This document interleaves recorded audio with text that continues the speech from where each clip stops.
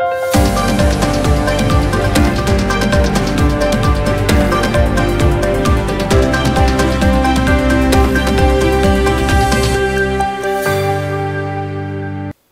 मी Priyanka. Shankhnath news चॅनलच्या मराठी बातमीपत्रात आपलं स्वागत करते. पाहुयात आजच्या काही मुख्य बातम्या.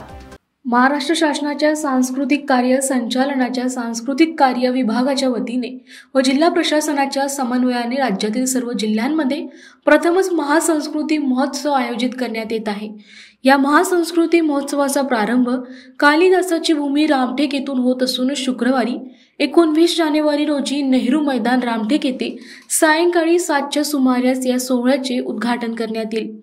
या कार्यक्रमाला मुख्यमंत्री एकनाथ शिंदे, केंद्रीय मंत्री नितीन गडकरी, उपमुख्यमंत्री देवेंद्र फडणवीस, उपमुख्यमंत्री अजित पवार, सांस्कृतिक कार्यमंत्री सुधीर मुनगंटीवार यांची प्रामुख्याने उपस्थिती राहील. 5 दिवस होणाऱ्या या कार्यक्रमाला उपस्थित राहण्याचे आवाहन जिल्हाधिकारी डॉक्टर विपिन ईटनकर यांनी केले आहे. राज्यातील विविध प्रांतातील संस्कृतीचे आदानप्रदान, स्थानिक कलाकारांसाठी व्यासपीठ, लुप्त होत चाललेल्या कला व संस्कृतीचे जतन व संवर्धन, तसेच स्वातंत्र्य लढ्यातील ज्ञात व अज्ञात लढ्यांची माहिती जनसामान्यांपर्यंत पोहोचविण्यासाठी राज्यातील प्रत्येक जिल्ह्यात 5 दिवस महासंस्कृती महोत्सवाचे आयोजन करण्यात येत आहे. या महोत्सवाचा प्रारंभ ऐतिहासिक पार्श्वभूमी लाभलेल्या कवी कालिदासाची भूमी रामटेक येथून होत आहे. 19 ते 23 जानेवारी दरम्यान रामटेक येथे नेहरू मैदानावर होणाऱ्या या 5 दिवस महोत्सवात गीत, संगीत, नाट्यकलेची रसिकांना अनुभूती मिळणार असून आंतरराष्ट्रीय ख्यातीच्या कलाकारांचा सहभाग देखील लाभणार आहे, अशी माहिती स्थानिक आमदार आशिष जयस्वाल यांनी पत्रकार परिषदेत दिली. 5 दिवस 2 सत्रात हे कार्यक्रम होतील. सकाळच्या कार्यक्रमात कालिदासांवरील प्रबोधन, चर्चासत्र, प्रसिद्ध शेफ विष्णू मनोहर यांचे महाखिचडीचे प्रात्यक्षिक, लेझर शो, फायर शो, नौका स्पर्धा, फोटोग्राफी व पेंटिंग स्पर्धा, स्केटिंग स्पर्धा सोबतच फूड फेस्टिवल आदींचे आयोजन करण्यात येणार आहे. सायंकाळच्या सत्रेला मुख्य कार्यक्रम 7च्या सुमारास सुरू होईल. यात उद्घाटनाच्या दिवशी 19 जानेवारीला पद्मश्री हेमा मालिनी यांची रामायण नृत्यनाटिका देखील सादर होणार आहे. कॅमेरामॅन प्रवीण दुपारेसह सनी भोंगाडे, शंखनाथ न्यूज, नागपूर. अशा पद्धतीने 5 दिवसाच्या कार्यक्रमासोबत स्थानिक कलाकारांसाठी मेहंदी स्पर्धा, रांगोळी स्पर्धा, पेंटिंग आणि फोटोग्राफी कॉम्पिटिशन, बोटिंग कॉम्पिटिशन, त्यानंतर कलश यात्रा, त्यानंतर मशाल यात्रा, यासोबतच विष्णूजी मनोहर यांचे महाखिचडीचा कार्यक्रम 21 तारखेला आम्ही ठेवलेला आहे. त्यासोबत 22 तारखेला फायर शो हे देखील ठेवलेलं आहे. लेझर शोचं देखील आयोजन केलेलं आहे. आणि हॉटेल बनवून हे पूर्ण 5 दिवस आपलं या ठिकाणी सुरू राहील. एरोमोड सांस्कृतिक कार्य विभागाने विशेष करून मान्य सुधीर मुनगंटीवार साहेब यांनी या कामासाठी ही योजना तयार करून निधी दिल्यामुळे आम्हाला करता आलं. जिल्हा प्रशासन आणि दक्षिण मध्य सांस्कृतिक केंद्र किंवा सांस्कृतिक कार्य विभाग आणि वेगवेगळ्या प्रायोजकाच्या माध्यमातून हा कार्यक्रम यशस्वी करण्यासाठी आम्ही प्रयत्न करत आहोत. पूर्णपणे रामटेकचा जो नेहरू मैदान आहे हा कार्यक्रमासाठी पूर्णतः तयार झालेला आहे. सर्व पद्धतीची व्यवस्था त्या ठिकाणी झालेली आहे. मी या माध्यमातून आपल्या सर्वांना देखील विनंती करतो की आपण रामटेकला या कार्यक्रमात पाहण्यासाठी देखील उपस्थित राहा आणि आपल्या इलेक्ट्रॉनिक आणि प्रिंट मीडियाच्या माध्यमातून आपण त्याची योग्य ती प्रसिद्धी देखील करावी. सर्वात महत्वाचं की 22 तारखेची जी आमचे कार्यक्रम आहे त्या महानाट्याच्या समाप्तीनंतर आम्ही तिथे मैदानामध्ये अयोध्येचं पूर्णपणे कलकत्ताची टीम म्हणून अयोध्येचं मंदिर केलेलं आहे आणि सोबत त्या दिशेला वर राम मंदिर आहे. तर 15 ते 20 हजार लोक त्या दिवशी एक मोठी आरती या ठिकाणी करणार आहे. या आरतीमध्ये माननीय मुख्यमंत्री आणि उपमुख्यमंत्री देखील उपस्थित राहणार असं त्यांनी कळवलेलं आहे. तर ती आरती त्याचं ड्रोन शूटिंग करून ते पूर्ण महाराष्ट्रामध्ये पूर्ण देशामध्ये ते दाखवले जावे अशी मी विनंती आपल्याला या ठिकाणी करत आहे.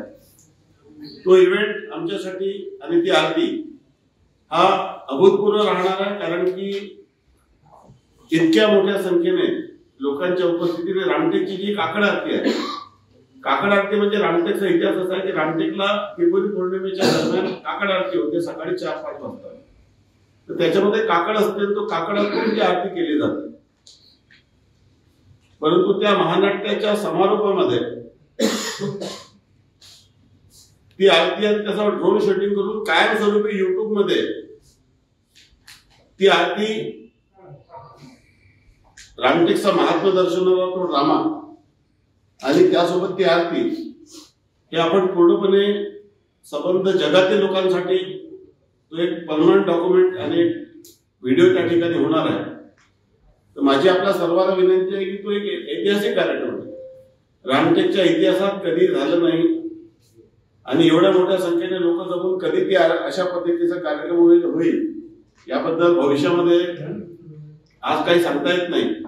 परंतु हा तो दिवस असा आहे की तो 22 जानेवारी आहे. ज्या दिवशी अयोध्या सजलेली आहे तशी रामटेकची सजावट या ठिकाणी आपण केलेली आहे. आपण आज जर रामटेकला पाहिलं त्याचे व्हिडिओ मी आपल्याला दाखवतो. तर संपूर्ण महाराष्ट्रामध्ये ज्या पद्धतीने रामटेकची सजावट झालेली आहे तसं आजच्या तारखेला महाराष्ट्रामध्ये एकही शहर नसेल. पूर्ण रामटेक हे आकर्षक लाईट्सनी वेगवेगळ्या प्रवेशद्वारांनी सज्ज झालेलं आहे.